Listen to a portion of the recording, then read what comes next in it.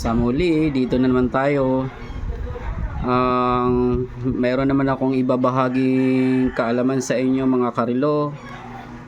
Ito ay tungkol kung saan, kung kailan po pwedeng palitan ang baterya ng inyong mga relo.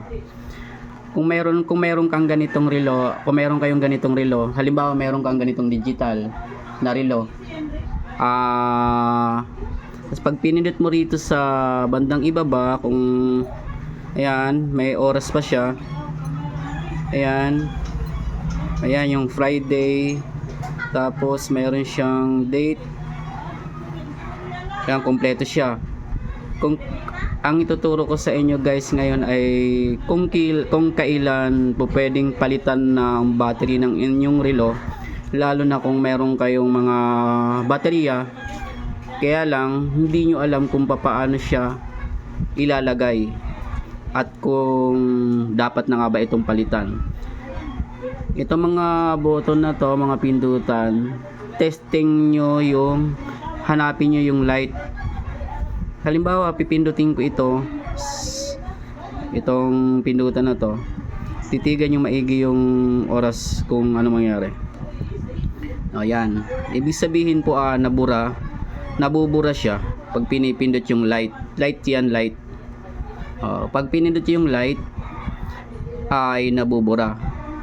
Ibig sabihin yan ay mahina na yung baterya, hindi niya na kayang matugunan yung ilaw ng inyong relo. Ngayon, kailangan nyo ng palitan ng battery lalo na kung mayroon kayong baterya. Ngayon, turo ko sa inyo kung paano buksan at paano ilagay yung baterya. Yan, ito yung kung kailangan palitan yan nabubura. Kasi kung yan ba may oras siya pero itatama mo yung oras. Tapos dito nagbi-blink siya yan. Tapos lipat tayo sa minute, hour, tapos maililipat mo siya. Ayan, di ba? Kunyari ang oras ngayon ay anong oras na ngayon? Halimbawa, launa. Yan, kailangan PM ngayon O long press natin para mabilis. Kung may nakita kang PM, sabihin, alauna yan, mayroon siyang PM. Alauna na kasi ngayon.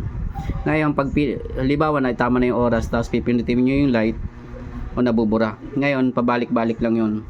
Malilit yung oras nyo.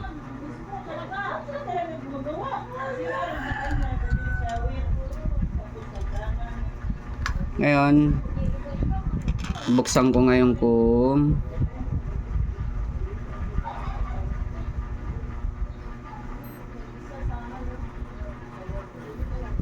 buksan ko na guys yung relo kung paano magpalit ng battery. Panoorin nyo lang maigi, step by step. Yan, pag nagpaluwag ng battery, dito di tornilyo, dito sa bandang kabilang side, tapos dito naman sa pangatlo, pa X lang, dito naman.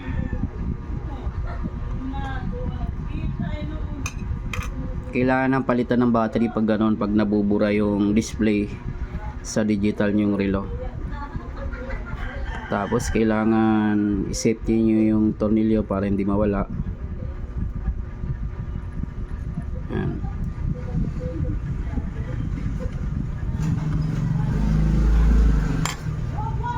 Ayan yung takip nya. Ito guys, dito naman mayroon siyang screw. Ito yung makina ng digital yung relo. Halimbawa ganito, mayroon siya, makikita nyo itong may plastic, insulator, tapos yung metal yung pabilog, may battery dyan sa loob. Mayroon siyang screw, ayun. Ngayon, tatanggalin nyo. Meron kayong gamit dapat na pambukas na magmamatch sa screw na maliit na yan. Tsaka maganda dapat yung screw nyo para hindi mapupudpud yung screw.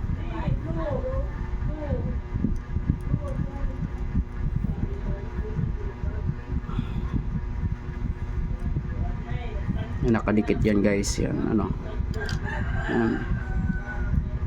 Ito yung battery nya.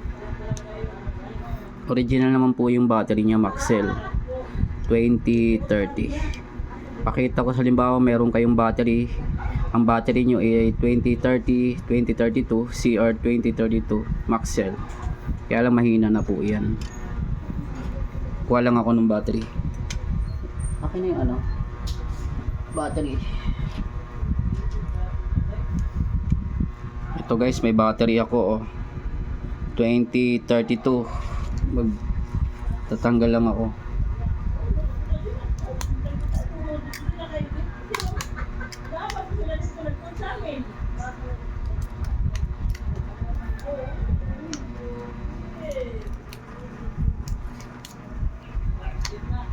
And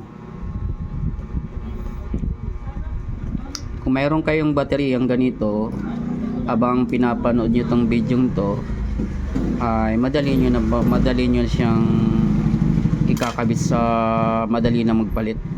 Madali nyo na matututunan, basta susundan nyo lang yung kung paano ako nagkalas, paano nagkabit. Ngayon ito yung cover nya, positive. Ito yung cover nya, positive. Kailangan unahin mo ito, meron siya ditong curve. Itong curve niyan, itutusok mo siya rito, papasok para mag-lock yan. Unahin mo dyan, tapos yung screw na andun lang, dandahan lang para hindi siya, pwede namang kalas, tanggalin muna yung screw na yan. Halimbawa hindi naman sinasadya na natanggal, pero okay lang yun. Tapos ibabalik nyo lang ulit ito, lagay nyo dyan.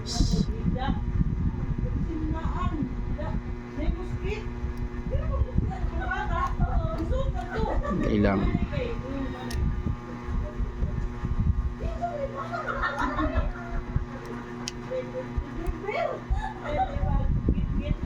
Tingnan natin yung magiging resulta guys, kung kapag pinindot yung light nya ay hindi siya mabubura yung display. Hindi pa nasesentro sa butas guys.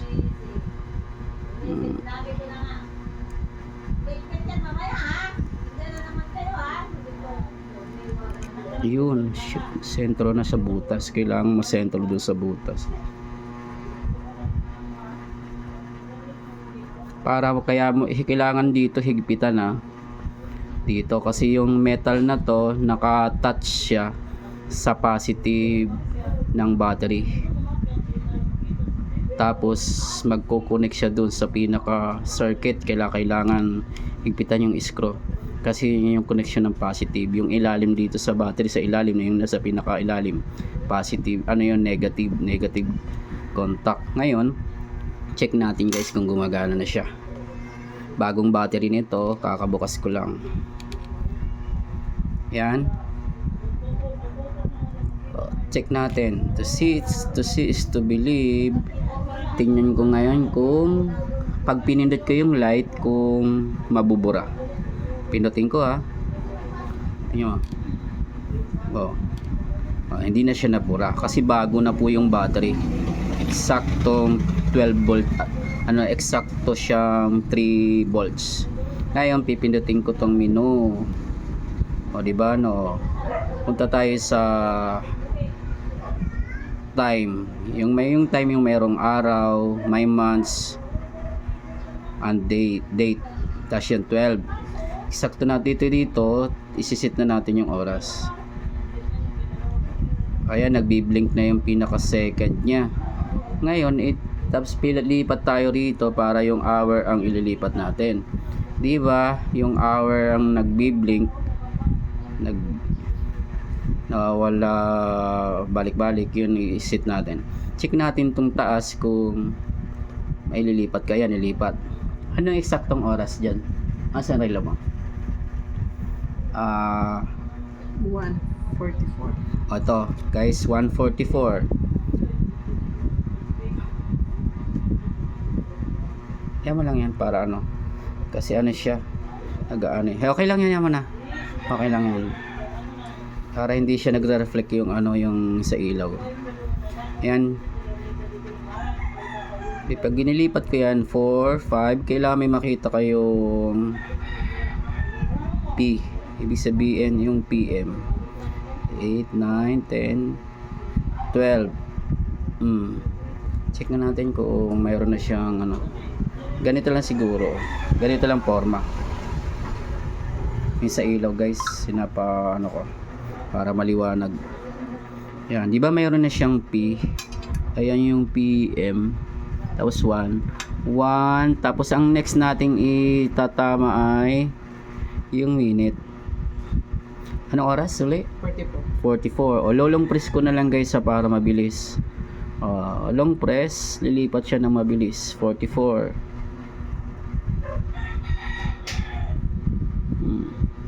Gawin na lang nating 45. Tapos next natin yung year. Yun yung year. 2006 pa pala siya. Gawin nating 2024 dahil 2024 ngayon. Tapos date. Ano to? Pwedeng months or pwedeng month.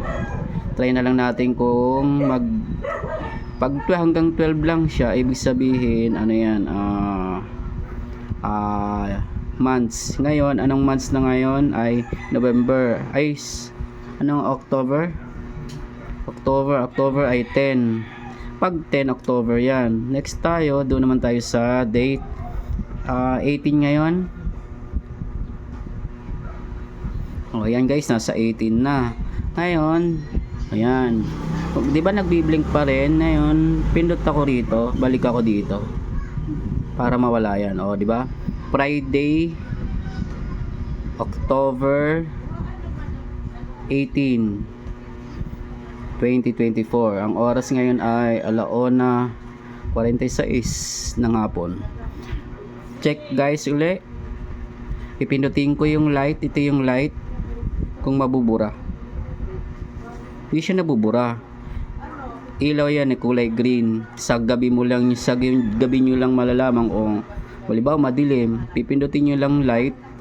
Kapag malakas ang battery, niilaw yung mga number na yan. Diba? Pindutin ko. Masyadong maliwanag yung ano rito.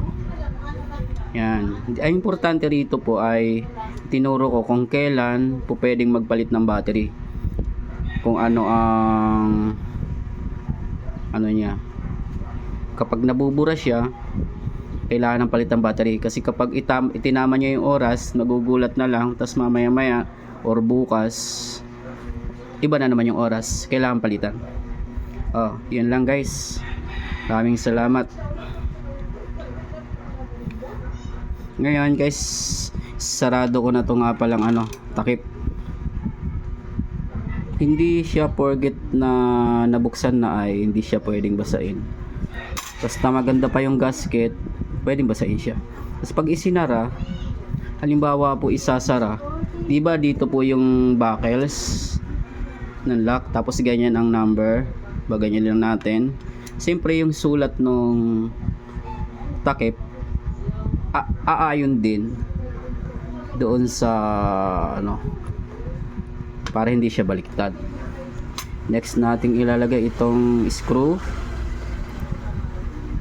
Didinan guys kasi may gasket siya, meron siyang spring. Yung spring na yon, kaya ako dinidiinan. Yung spring na yon para yun sa alarm. Papahigpitan ko muna to. Pag pinahigpitan, next naman natin, wag mo nang bibitawan.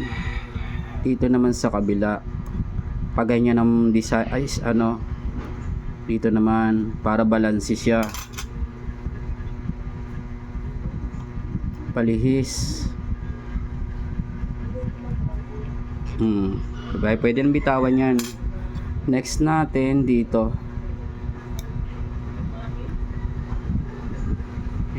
lapag ko na, pwede naman na ilapag yan.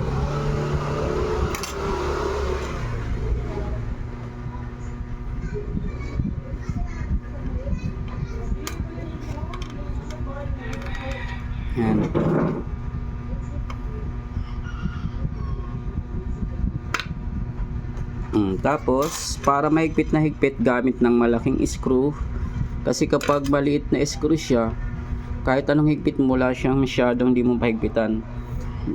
Para mas makasiguro, merong isang magandang screw na malaki para may power. Pero wag lang susobrahan ng higpit guys, kasi po pwede siyang malustred yung yung ano niya, yung plastic sa loob, pwedeng lumaki yung butas niya. Tuloy-tuloy, hindi na siya mapahigpitan.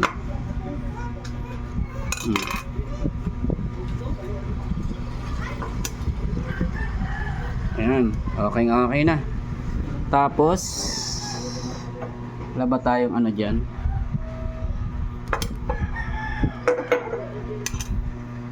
Yan, okay na guys. Ganun lang kapag mayroon kayong battery sa sarili nyo, tapos ganito ang relo nyo, digital, tapos minsan nagbabago-bago ng oras, tapos hindi na gumagana yung ilaw, o kapag pinindot yung ilaw ay nawawala yung oras, nabubura yung display ng digital nyo, ganun lang gagawin. Panuorin lang, paulit-ulit yan, matututunan din, lalo na kung may sarili kayong battery, kung paano nyo ikabit. Oh, thank you very much guys, God bless.